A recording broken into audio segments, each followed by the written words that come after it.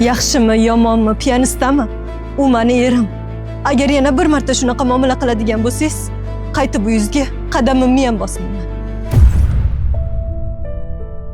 Adasi, uyimga ichib olib bekor bordingiz-da. Iltimos boshqa ichmang. Axir siz unaqa odam emasdingiz-ku. O'zim ham shuni o'yladim.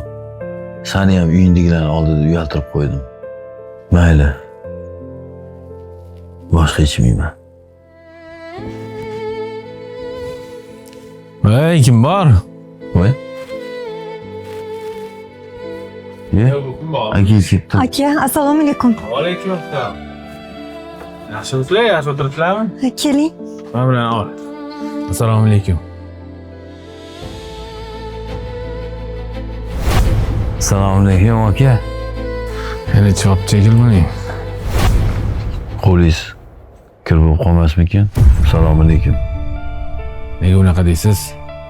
O'zi o'sha kunni ish uchun oldingizga uzr so'ragani keluvdim. Salom berish sunnat, ayol olish farz ekan. Singlim, sen ham meni kechir. O'sha kun seni ham xafa qilib qo'ydim. Aka, menda ham ayb bor.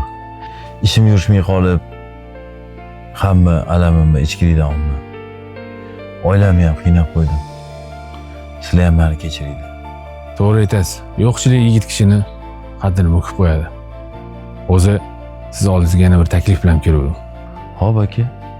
O'zim korxonamga sizni ish boshqaruvchi qilib ishga qo'ysak, shunga nima deysiz? Yaxshi bo'lardi. Eplab ketarmikinman? Evlab ketasiz. Xudo xolasa ertadan ishni boshlasangiz bo'ladi. Vaqt o'tkazmay bugun borsak-chi aka? Xudo xolasa uyaltirib qo'ymayman. Ketdik bo'lmasa. Aka, ovqatlanib keting. Ovqatni keyin yeyveramiz. Oldin ishni hal qilaylik. Yuring. Mayli. Yaxshi o'tiringlar.